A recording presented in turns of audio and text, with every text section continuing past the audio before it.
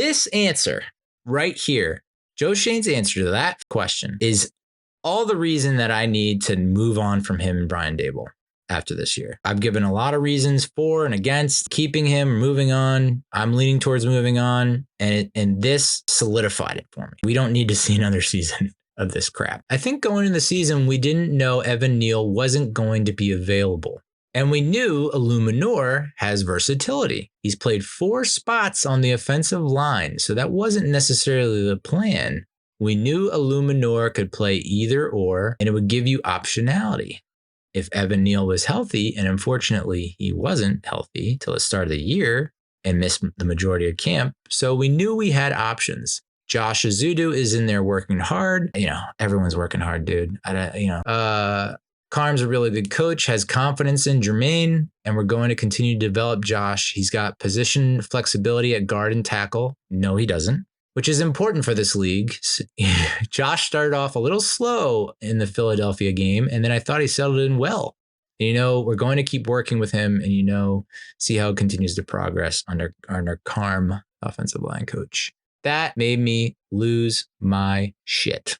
Because that decision right there is enough for me to say, no, dude, no more of you, please. You didn't know that Evan Neal wouldn't be available. When did you know that Evan Neal wouldn't be available? What did you do when you found out that Evan Neal wouldn't be available? Jermaine Eluemunor has versatility and there's some optionality there. Oh, really? Then why did it take you 3 fucking games to move him to left tackle?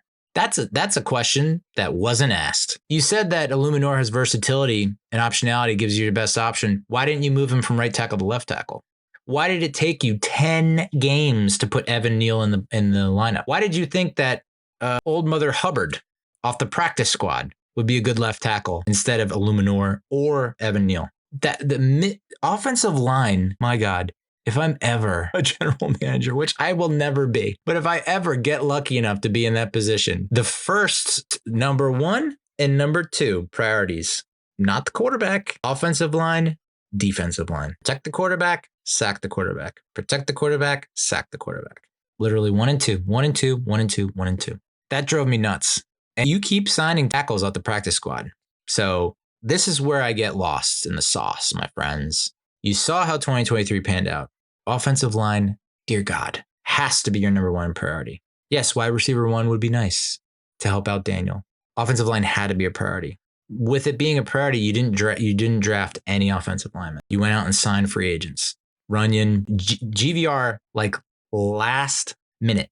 They had to sign GVR last minute, and that's what he's referring to there is Evan Neal. They didn't know that he wouldn't be able to start until late in camp. They go out and sign GVR. So I get it. But Evan Neal was suiting up. So he's suiting up and he's not 100%. And he's like an emergency tackle situation. I lost it after I heard that response. It was just I know shit happens. Unexpected stuff happens. But we've been so thin at offensive line for so long. And I understand that that's kind of an issue league-wide. I get it. Not drafting anyone in 2024 and only drafting a center in 2023. When it's not like Josh Ezeudu came in rookie year and was starting. He was platooning with Ben Bredesen and got hurt. He was platooning with Ben Bredesen, who then won the job in 2023. And Ezeudu gets hurt again. He gets hurt and then blah, blah, blah. You have to take the L on Ezeudu. To say that Ezeudu has a swing, he's not, dude. He's not. Yeah, I guess you can line him up at tackle and he won't fall on his face. Is that flexibility?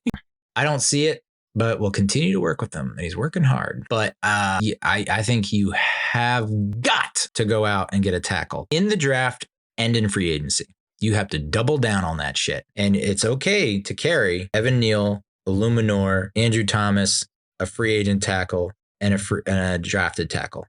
That's okay to do that because remember you said Eluemunor has versatility, so you can move him into guard. And then you said Evan Neal. Everyone and their mother thinks that Evan Neal is going to move from tackle to guard. I mean, we were talking about it this year, doing that, and they didn't do it. And now he's at right tackle. But let's see what he got. Hey, let's just see what happens if we put him at guard. Fuck it. So you have to draft a tackle. And you have to sign a tackle on free agency. Has to be 2 of your top priorities. Has to be. So that to me is I don't need to. I think that's when I was yep, I'm done with Joe Schoen.